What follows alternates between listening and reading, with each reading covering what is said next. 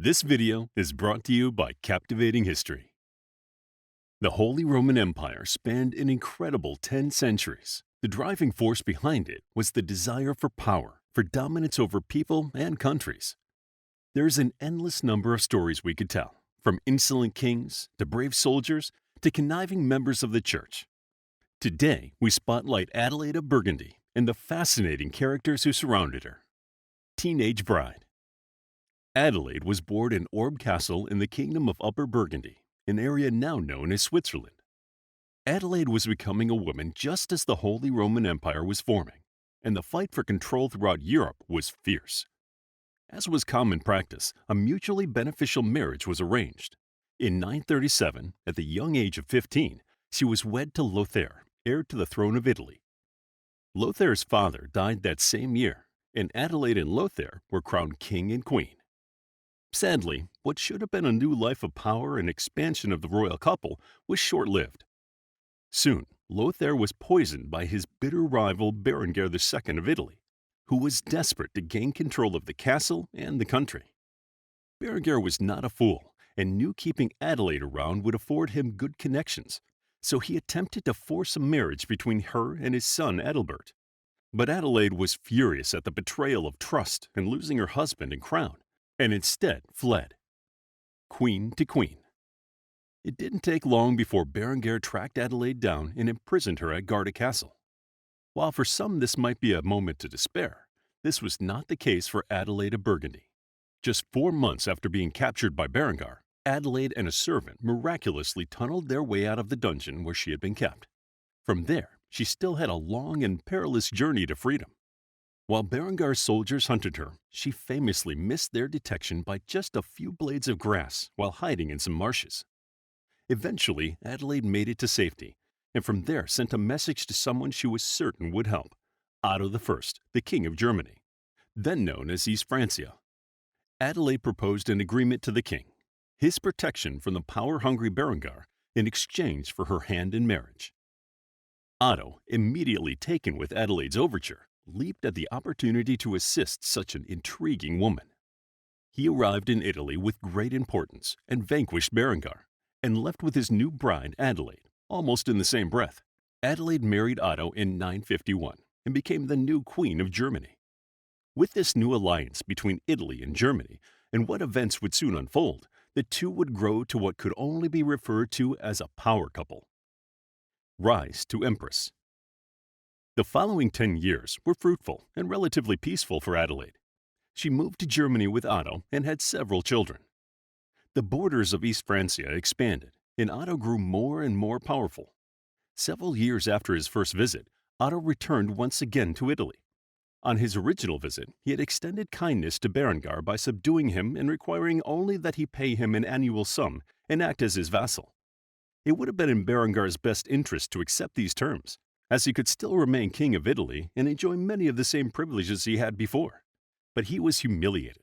So instead of accepting what had been handed to him, he waited out those 10 long years before striking again with a vengeance. In 961, Berengar launched an attack on the Papal States, territory in central Italy ruled by the Church. In desperation, Pope John XII called on Otto for aid, and Otto answered. He rushed to Italy and threw Berengar into prison at once, leaving the king to rot, and perhaps providing an opportunity for him to think about what he'd done. Now, this is where history is uncertain. Some claim the Pope promised to crown Otto as emperor as reward for his assistance, while others believe Otto was surprised by the event. What is certain, however, is that Otto was crowned emperor of the new Holy Roman Empire in 955. In an unusual move, Adelaide was crowned Holy Roman Empress, an incredible honor. In her short life, she had already been queen of 2 countries, traveled across Europe, birthed 4 children, escaped from a fortress, and become an empress. That's a strong resume. With Adelaide and Otto's promotion came the unification of the kingdoms of Germany and Italy, and thus the beginning of the Holy Roman Empire. Otto and his popes. From being crowned emperor, and until his death, Otto had a rather complex relationship with popes. John XII was well known for being an incredibly unpleasant man.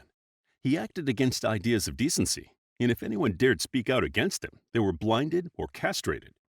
Also, it's likely that Otto already knew the Pope's behavior when he came to his aid, but the allure of being made emperor could have made it difficult to refuse him.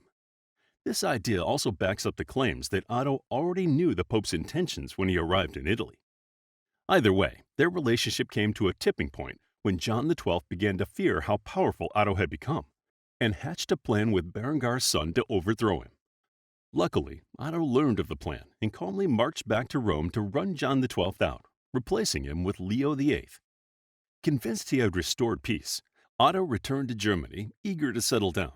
But John XII wasn't finished with his games, and soon after he returned to Rome to unleash a string of tortures against the bishops who had appointed a new pope in his absence. Otto made a swift return to Rome, with plans to end John XII once and for all. However, as karma would have it, Otto was not responsible for John's death. John XII was killed by the husband of a woman he had been sleeping with. Otto remained in Rome for several years, ensuring Leo VIII's transition went smoothly and that none of the same predilection for sinning plagued the new pope. Finally, in 967, Otto knew it was time for him to return to Germany. He crowned his son, Otto II, as co-emperor, ensuring the Holy Roman Empire would continue to have a leader after his death. The rest of his life passed fairly peacefully, and Otto died in 973, with a much stronger Europe left behind him, and his faithful wife, Adelaide, at his side. The final years. Adelaide hadn't had as much power as her husband, which wasn't uncommon for that time period. Although she was a shrewd woman, she was limited by her sex and didn't have the same pull as Otto, even with her illustrious title. However, after Otto's death, Adelaide was a powerful force in the German royal court.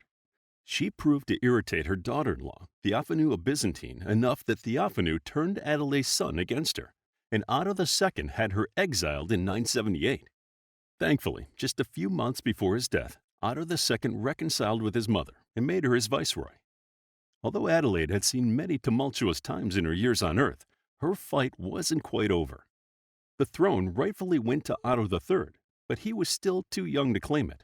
Therefore, a regent was appointed to act in his place until he was of age to rule. His cousin, Henry, Duke of Bavaria, eagerly claimed the position, but purely for his own gain. He did everything in his power to ensure control for himself, appealing to noblemen across the country to see him as emperor instead of the young Otto. Learning that Otto III's position of power was in danger, Adelaide and Theophanu decided they could put aside their differences. The two women joined forces and returned to Italy, where they demanded Henry give up his role as regent. With these two headstrong women standing in front of him, and the angry calls of citizens disgusted with his attempts to usurp Otto III ringing in his ears, Henry knew his plan had failed. He relinquished his role of regent and returned to the life he had had as Duke of Bavaria. Remembered in death. The dramatic chase for regent was the last major event Adelaide had to deal with before her death. The rest of her days were spent doing the charity work she so dearly loved, and when she died, she was laid to rest in the abbey. Adelaide was forever remembered for her devotion to the church and her dedication to spreading religious culture across Europe. To discover more about Adelaide of Burgundy and the rest of the Holy Roman Empire, check out our book, The Holy Roman Empire, a captivating guide to the union of smaller kingdoms that started during the early Middle Ages and dissolved during the Napoleonic Wars. It's available as an ebook, paperback, and audiobook. Also, grab your free Mythology Bundle ebook for free while still available. All links are in the description. If you enjoyed the video, please hit the like button and subscribe for more videos like this.